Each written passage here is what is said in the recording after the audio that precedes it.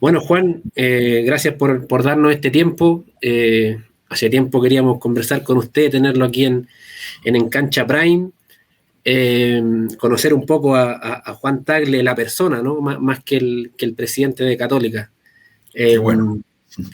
Primero preguntarle cómo evalúa este largo viaje ya ahí en el directorio de Cruzados. Usted partió el 2010, ya han pasado 15 años, cosas buenas, cosas malas, consultarle si ha valido la pena involucrarse ahí en las decisiones duras de Católica.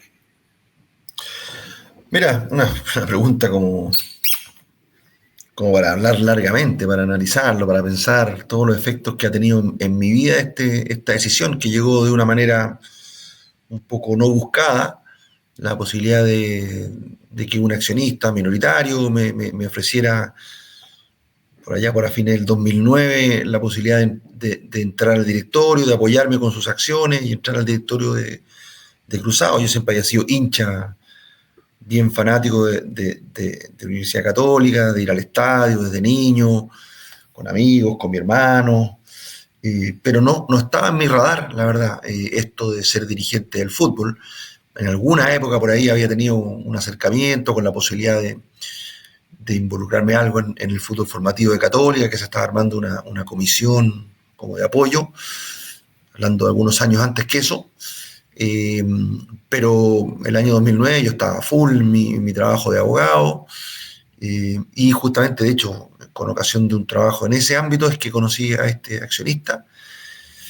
Y nada, pues ha sido una parte muy importante de mi vida. Ahora tenemos que decir, pues ya son 15 años, uno de los, probablemente los aspectos más relevantes de lo que ha sido mi vida, estos 15 años trabajando en Católica, los primeros como director, aprendiendo un poco de la industria del fútbol. No tenía yo, aparte de ser hincha, conocimiento de pocas cosas, de cómo se maneja esta industria, cuáles son las principales temas que uno tiene que trabajar, el tema con la conformación de plantel, el tema con los sponsors, con la infraestructura, las relaciones institucionales, la parte comunicacional. Bueno, son muchos ámbitos que fueron años de aprendizaje, y que después me llegó este tema de la presidencia, que, como digo, no era algo tampoco que yo hubiera imaginado, y que de alguna manera lo marqué ese periodo con logros importantes, con trabajo, con logros de equipo, logros colectivos como el tetracampeonato, y especialmente la construcción del Claro Arena, que fue un desafío gigante, que me correspondió liderar junto con la administración, con el gerente general Juan Pablo Pareja, con Hernández Orminiak como presidente de la Comisión Estadio, y con muchos directores y asesores y otros ejecutivos. Así que son muchas cosas lo que hay detrás de esto. Hay una entrega aparte importante de su esfuerzo, de su foco. Se afecta también la familia, de alguna manera, por supuesto que también yo sigo siempre trabajando de abogado, pero con una dedicación menor de lo que sería full time.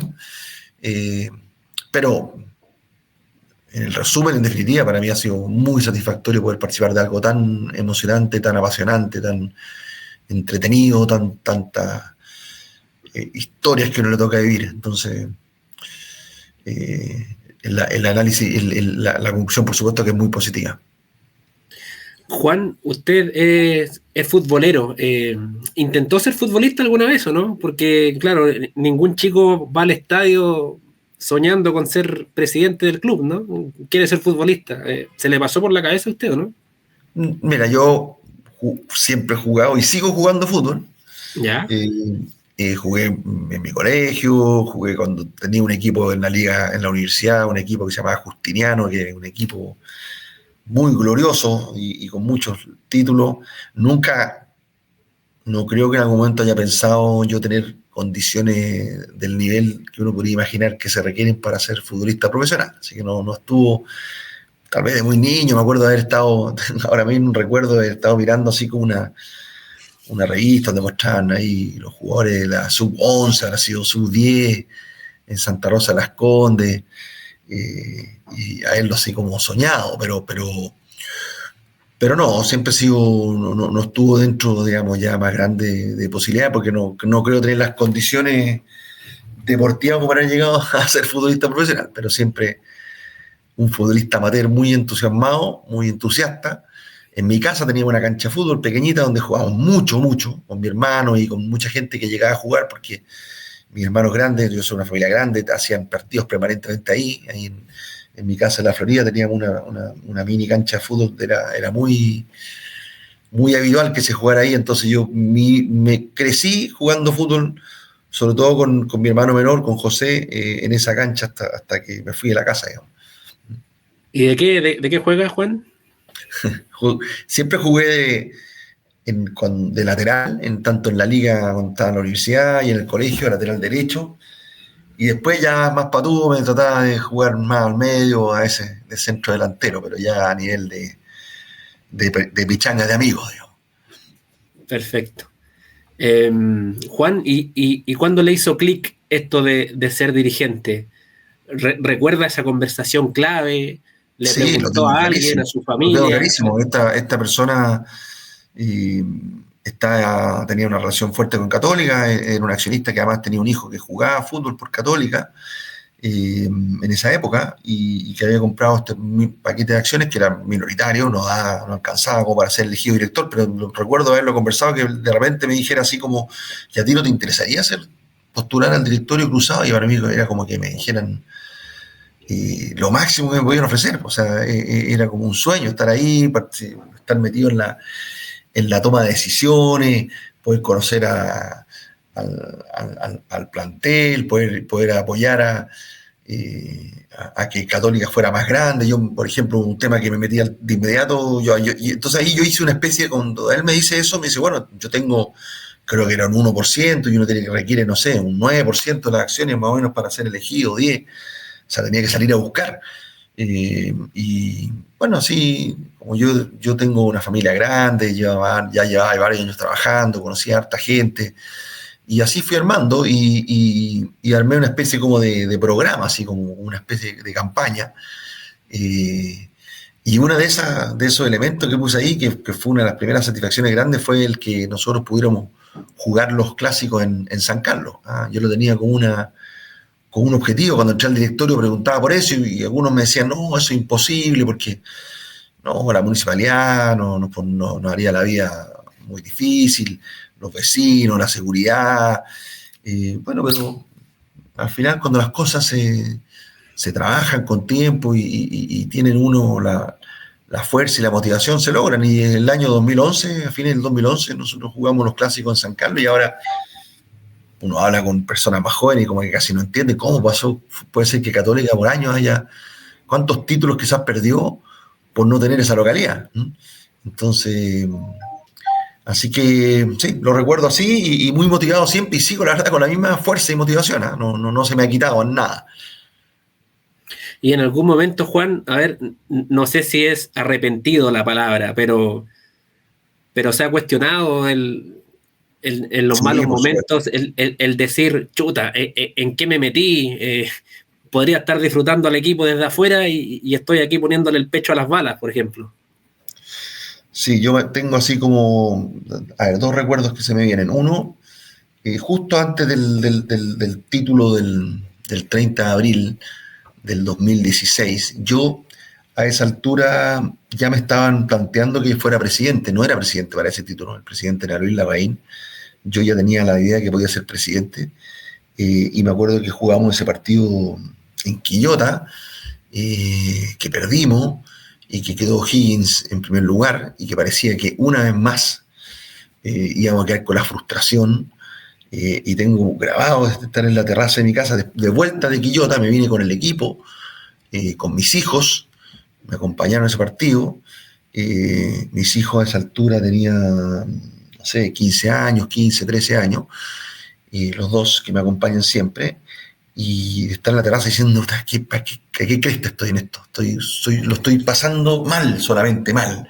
A nivel de frustración que sentía la hinchada, la rabia, de que estábamos dejando ir un título ahora de nuevo frente a O'Higgins. Ese es un momento que recuerdo así como, ¿para qué cresta me metí esta cuestión? Para pasarlo mal. Y después con el periodo de la construcción del estadio hubo varios momentos ahí tengo muchos recuerdos, o sea, un periodo largo de mucha tensión, con el tema, en el directorio, con las autoridades por los distintos permisos, con la constructora, porque el asunto, digamos, iba más lento de lo que teníamos comprometido, con algunos proveedores, temas delicados, con asesores. O sea, el proyecto fue complejo de sacar adelante, fue complejo, y hubo varias instancias donde uno decía, ¿para qué me metí en esto, la verdad? ¿Por qué no me quedé con el estadio que teníamos, que era, claro, estaba viejito y nos quedaba pequeño, pero no iba bien ahí, ganábamos, ahora estamos como equipo buscando estadio por todos lados, perdemos, y el estadio se va atrasando, haciéndose más caro,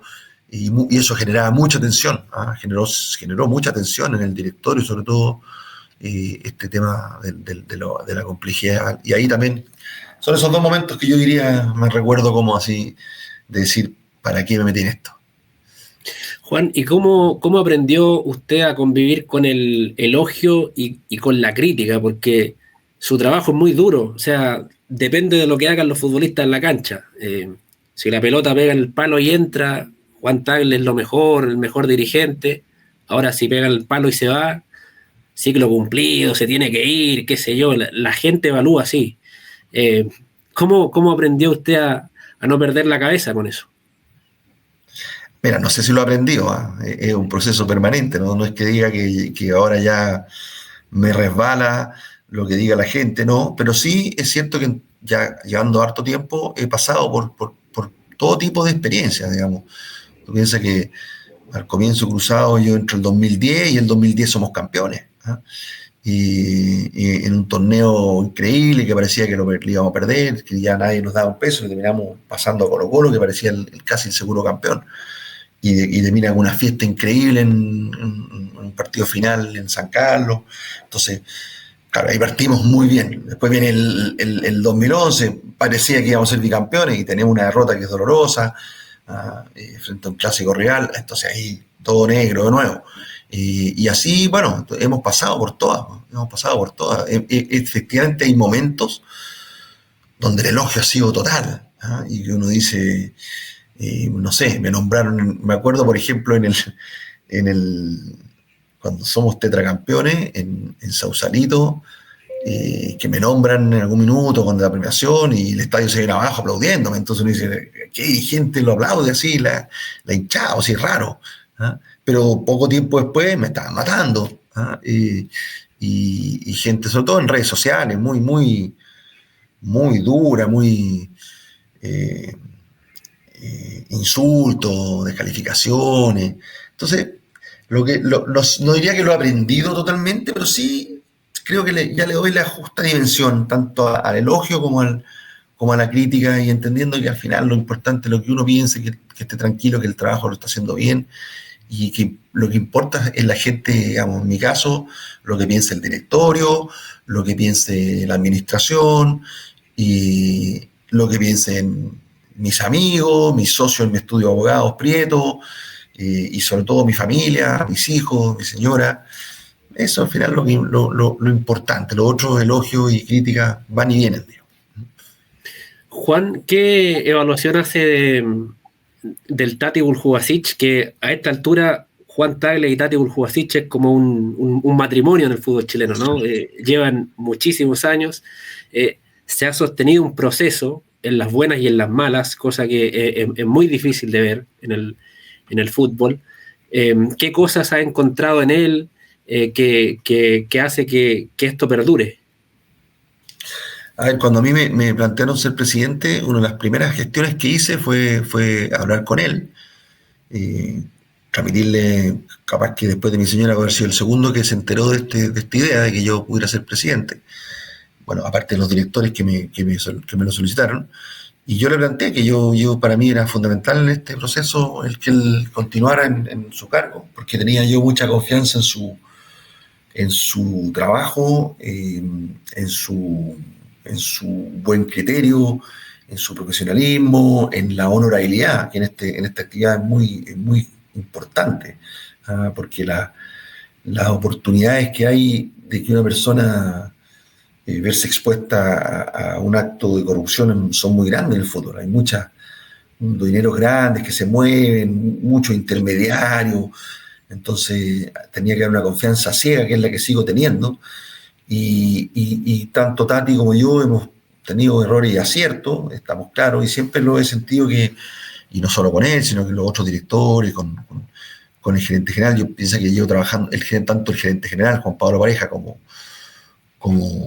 José María, están desde el año 2011 en sus cargos, y hemos trabajado estos 10 años juntos, y obviamente son las dos personas con las que yo estoy día a día más intensamente trabajando. Entonces, claro que ahí tiene que haber una confianza total, una transparencia, siempre con buena intención, decirnos las cosas. Muchas veces hemos estado en desacuerdo, pero siempre he sentido que las cosas nos las decimos de frente, que todos buscamos el bien de Católica, que todos entregamos parte de nuestra vida a esto, que somos los que nos llevamos el peso más relevante en la opinión pública, porque en el fondo, como tú dices, todo el mundo identifica a Católica con nosotros dos, somos los dos voceros principales del club. Entonces, siempre me he sentido muy cómodo trabajando con él en ese sentido. Tenemos desafíos, los desafíos van cambiando y ahora enfrentamos nuevos desafíos, él también. Hay muchas cosas que queremos mejorar en nuestros procesos, en todo el tema deportivo en general, incorporar nuevas herramientas de tecnología, estamos en eso. Entonces hay desafíos, pero me sigo sintiendo muy a gusto trabajando con este equipo que hay en Cruzado. Y cuando termine su mandato, Juan, ¿tiene pensado descansar o dar un pasito más y llegar, por ejemplo, a la NFP? Se lo pregunto porque más de algún dirigente lo va a postular, de seguro. Sí, y me lo han dicho, me lo han planteado algunos dirigentes, pero la verdad es que no lo sé, la verdad que hoy no lo sé, no lo veo como algo muy concreto. No sé hasta cuándo voy a seguir de presidente Cruzado, no sé si cuando salga de presidente voy a salir totalmente, voy a seguir en el directorio. Cuando salga de presidente Cruzado, mi destino natural es volver a estar 100% en mi estudio de abogado, que ellos han tenido una paciencia increíble conmigo de apoyarme estos años, aunque yo sigo trabajando, pero obviamente con 2 trabajos, no con uno. Y lo de la NFP, bueno, también va a depender mucho entender qué va a pasar con la estructura del fútbol, cómo se va a manejar el fútbol chileno en los próximos años, cuál va a ser el gobierno corporativo que el fútbol va a tener. Y eso hay mucha incertidumbre, porque hay un proyecto de ley que quiere cambiar radicalmente la estructura en que el fútbol se maneja, que no sabemos cómo avanzar. Entonces también eso es parte del análisis. Entonces todo lo es hoy por hoy, de verdad, y esto no es, están todo mi escenario abierto, desde seguir un tiempo más de presidente, de seguir como director, de salir, de estar full como abogado, de apoyar, ya sea participar o liderar algo en la NFP. Todas las opciones son posibles. Juan, usted ha defendido mucho el acuerdo que se logró con TNT, ¿no? Se recompuso ahí esa relación con el principal socio del fútbol chileno. Quería darle tribuna para que explicara esas cosas positivas que tiene este acuerdo, que mucha gente criticó, pero que usted dice que es positivo a largo plazo en el fútbol chileno. Sí, porque es bueno que me lo pregunte, porque a mí me ha llamado la atención que nosotros, un grupo de dirigentes que participamos y hemos estado involucrados en el tema TNT desde que mira, primero a mí me tocó participar mucho en el proceso de venta del canal del fútbol y la licitación por los derechos de televisación que ganó TNT, estuve en esa comisión. Después cuando, viene el problema de la interrupción del torneo por el estallido social, también formó parte de una comisión que se formó para evaluar en marzo del 2020, cuando más se veía que venía la pandemia, o sea, que venía una segunda interrupción, se me nombró nuevamente una comisión para evaluar los avances de un principio de acuerdo que había avanzado el presidente Moreno en esa época con algún otro director. En esa comisión, y luego el propio directorio de la época, y luego el Consejo Presidente, todos consideraron que ese era un acuerdo que era muy negativo para el fútbol chileno, y lo sigo creyendo, que ese acuerdo era negativo y que de alguna manera alguien instaló de que ese era un gran acuerdo y que nosotros, este grupo, que por lo menos no fue este grupo, sino que fue el directorio y el Consejo Presidente, habría cometido un gravísimo error al desechar ese acuerdo. Y nosotros, se nos causó un daño reputacional muy grande, porque como en Chile las cosas se instalan medias verdades o falsedades, derechamente en este caso, y a mí, por ejemplo, en redes sociales muchas veces me encuentro con gente que me insulta, que me dice que nosotros prácticamente hicimos quebrar al fútbol chileno por rechazar este acuerdo con TNT. Y mucha gente no, y periodistas informados y preparados, no solamente en redes sociales.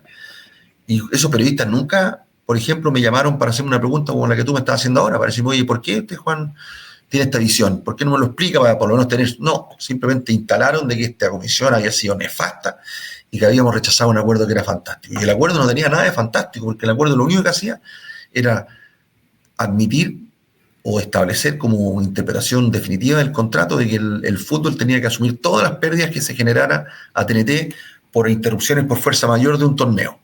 Y en este caso eran 2 eventos de fuerza mayor evidentes, como el estallido social y la pandemia. Entonces dejaba eso como un criterio definitivo para estos eventos de fuerza mayor y para otros que pudieran haber en el futuro. Y luego decía que las partes iban a estar durante un año discutiendo cuánto era el monto de sus perjuicios que tenía el fútbol que compensara a TNT. Y si después no llegaban a acuerdo en el monto, iba a haber un arbitraje para efecto de determinar ese monto. Entonces nosotros dijimos, si vamos a tener un arbitraje, nosotros no estamos convencidos de que el fútbol tenga que asumir todos los riesgos de fuerza mayor, bueno, discutamos todo. Y también que nos adelanten cuáles son su mirada respecto a los perjuicios y las cifras que TNT nos entregó en esas ocasiones, y eso lo vi yo directamente, eran más del doble de lo que finalmente el arbitraje, que 4 o 5 años después nos condenó a pagar. Lo que pretendía TNT era más del doble de eso. De hecho, la demanda de ellos fue por mucho más que lo que finalmente fuimos condenados. Perdimos el arbitraje en lo principal, en lo más relevante se perdió, que era la discusión de fondo de si la fuerza mayor era el riesgo era del fútbol o era riesgo de TNT, pero el monto que nos condenaron era bastante menor que lo que habían pedido. Y ahora, bueno, llegamos a un buen acuerdo, porque ese fallo ya quedó establecido, eran 25 millones de dólares, al cual se le agregaban intereses, y había que pagarlo. Y en principio TNT podría haber tenido derecho a pretender que se pagara todo de inmediato. Y en cambio llegamos a un muy buen acuerdo, que establecimos un sistema de pago muy favorable, y sin intereses, y pagadero a lo largo de lo que queda del contrato. Y eso va a empezar a pagarse recién en el 2026. Entonces, yo estoy convencido de que esto es, pero por varias veces mejor de lo que el acuerdo que estábamos alcanzando el año 2020. Y en eso, pero cuando esto ya queda en evidencia de que llegamos a un buen acuerdo y además recompusimos la relación con TNT, acordamos una serie de modificaciones al calendario para que TNT tenga un mejor producto, agregamos un tercer torneo que Católica siempre lo había promovido. Entonces para mí era muy buena noticia este acuerdo y por eso lo anunciamos, digamos, con mucha satisfacción, tanto nosotros como TNT y la NFP y los clubes. Pero ahí ya esas críticas que por años nos mataron algunos miembros de la comisión, bueno, ya esos periodistas no hablaron más, no aparecieron hablando más de esto, porque ya perdió el atractivo de poder atacar a algunas personas. Y yo, la verdad es que, claro, me habría sido mucho más cómodo no participar en ninguna de estas comisiones, o con otros presidentes. Y después, si la cosa salía mal, criticar, y salía bien, felicitar. Yo, en cambio, así como otros dirigentes que estuvieron ahí, como Felipe Muñoz, que el único otro que ha estado desde el comienzo en esto. Otros dirigentes fueron saliendo porque no siguieron en sus clubes. Bueno, gastamos muchas horas de trabajo no remunerada por trabajar en este tema con TNT en beneficio de todo el fútbol chileno, de todos los clubes, y uno esperaría que al menos esa parte del periodismo que nos mató por esto, hubiera hecho la pega de entender cómo era el acuerdo Moreno, cómo es este acuerdo, qué es lo que realmente es mejor, y pudieran decir, ¿sabe? Que parece que nos equivocamos. Pero bueno, eso sería en otro mundo probablemente para ver algo así. ¿Le molesta, Juan, esas críticas que se instalan como verdades, entre comillas? Esto de Claro que me molesta TNT. porque de alguna manera, a ver, primero, soy abogado, me dedico a temas digamos, de negocios y entonces que te digan así de manera pública de que hiciste una pésima negociación y un pésimo acuerdo, bueno, claro que me duele, me afecta a mi reputación profesional, afecta a mi familia, que mis hijos lean en redes gente diciéndonos que nosotros quebramos al fútbol chileno porque casi por una especie de obstinación rechazamos un acuerdo maravilloso. O sea, en el fondo nos están diciendo esto, son unos tipos muy negligentes, ¿ah? Extremadamente negligentes y afectaron algo tan querido como el fútbol. Entonces, claro que duele. Y sobre todo que algunos de esos periodistas nunca nos llamaron, nunca me llamaron a un programa, así, Juan, ¿por qué no viene para acá? O nos juntemos en un café y usted me explica, por lo menos para tener esa otra versión, po. Porque yo entiendo que el periodismo tiene que tratar de cubrir, al menos tener las distintas versiones de los hechos. Aquí a algunos no les interesa, no le interesa. Mira, a mí como otro periodista que siempre ha tratado de instalar de que nosotros en Católica más o menos que nos domina el representante Fernando Felicevich y que todas las decisiones las toma él, y yo le digo, bueno, pero alguna vez me va a llamar, me va a preguntar, me va a decir usted que quiere dar su versión. Porque no le interesa, no le interesa. Le interesa poder tener ese titular escandaloso de que desechamos un acuerdo fantástico, de que estamos manejados por Felicevich, de que, entonces, pero bueno, es parte, si uno está en esto voluntariamente, nadie me obliga tampoco, pero sí, cuando tú dices me molesta, sí, claro que me molesta. Juan, cierro un poco ahí el bloque dirigencial, lo llevo más a Católica. Que usted lo deslizaba en una respuesta. ¿Qué parto fue el Clara Arena, ¿no? Claro, uno dice, fueron 3 años, pero bueno, antes también hubo estudios previos, a alguien se le ocurrió la idea de agrandar el estadio. ¿Qué sintió esa noche inaugural cuando por fin cortó la cinta y ya está, se acabó el problema, ahí está el estadio? Y ahí empiezan otros problemas, así es la vida. Pero yo había momentos que pensaba que nunca iba a llegar a eso, la verdad. Parecía como que no lo íbamos a lograr. Era como que algo iba a pasar. En algún momento pensé que incluso, bueno, que quizás no lo iba a inaugurar yo, iba a tener que venir otro presidente. Hubo elección de directorio en abril de este año, entonces, pero había situaciones donde uno decía, de repente los permisos no los vamos a conseguir, o sea, estamos encontrando un nivel de dificultades que nos están poniendo con requerimientos que nosotros consideramos que no correspondían, situaciones de retraso que se excedían. Entonces, sí, fue un parto grande, pero a ver, también cuando uno habla con cualquier empresario que haya llevado adelante otro proyecto, los proyectos son complejos. Lo que pasa es que este está con todo el foco de la atención pública encima, entonces eso todo lo agranda. ¿Ah? Y claro, que todo el mundo te pregunta, donde yo fuera, donde estuviera, me preguntar, ¿y qué pasa con el estadio? ¿Y cuándo va a estar el estadio? ¿Y cuánto le falta? Entonces, eso fueron 2 años de todo el día la gente preguntando eso. Y de repente uno no tenía la respuesta ya no tenía respuesta porque teníamos un tema con la dirección de obras municipales, con distintas autoridades, con el Ministerio de Transporte, no sé, con muchas autoridades. Y también temas, digamos, propios nuestros, errores de la constructora, errores de algunos proveedores. Entonces, sí, sentí un alivio tremendo, una alegría infinita de poder dar por inaugurado, una emoción muy grande. En un discurso que hicimos en el acto inaugural, que fue antes del partido, se me quebró la voz varias veces porque también la familia me pagó fuerte el costo de esto. Y mi señora, no sé, pues han pagado un costo grande. Entonces, es una alegría tremenda y y ahora tener nuestro estadio y que todo lo que ha ocurrido hasta ahora ha sido increíble en lo deportivo, los conciertos, sabiendo que hay dificultades, todavía hay que mejorar con la comunidad y con los vecinos, pero ha sido todo maravilloso.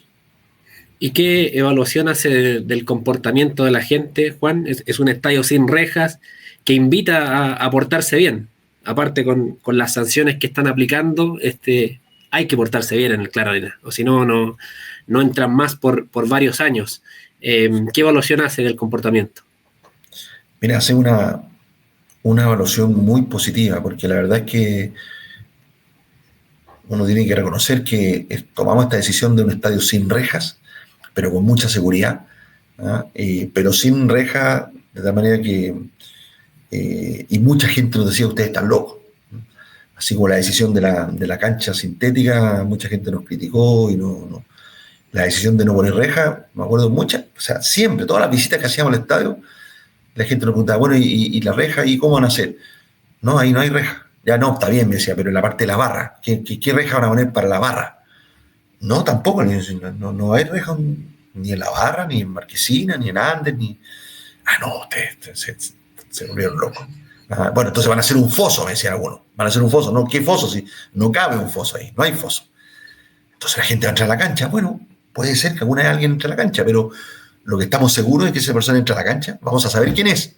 ¿Ah? Y no va a volver a entrar. Y no va a poder entrar por muchos años.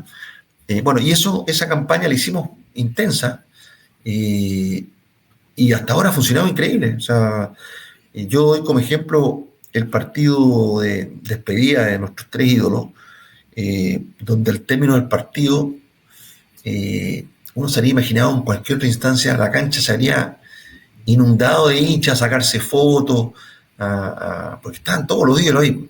Y además era un amistoso, o sea, uno podría haber dicho nada, aquí un poco más relajado. Y nosotros no, pues hemos insistido de que esto siempre, cualquier partido. Y no entró nadie a la cancha. No entró absolutamente nadie a la cancha después de ese partido. Y después de ningún partido, no ha habido ninguna invasión de la cancha. Hubo unos sujetos que tiraron una botella de plástico en el partido con la U, desde Marquesina, no desde la barra, desde Marquesina, y están identificados y están sancionados y no pueden entrar. Y la gente reacciona cuando las cosas tienen consecuencias, pues eso es más viejo que el hilo negro, si eso uno lo sabe, así como con los niños, bueno, cuando las sanciones son justas y son fuertes, bueno, la gente lo toma en cuenta. Y como aquí la gente que va al fútbol, todos los que van ahí, el fútbol es algo muy importante en sus vidas, y es probablemente la pasión la más importante, saben que les va a doler mucho si no pueden entrar. Entonces, hasta ahora estamos bien, pero no hay que cantar victoria porque en algún momento puede haber algún partido más complicado, entonces hay que estar muy, muy encima. Estamos avanzando todavía para ya tener todo el estadio con el reconocimiento facial. Ahí nos demoraba un poco todavía en ponerlo en marcha en todo el estadio, porque ha sido un proceso complejo, pero las cámaras están funcionando perfecto, los torniquetes, y el reconocimiento facial ya implementado en gran parte del estadio. Así que seguimos trabajando en eso, pero sin relajarse en absoluto. Si lo llamaran de Colo-Colo, Juan, para preguntarle cómo se renueva un estadio, qué problemas hay en el camino, ¿qué consejos le daría?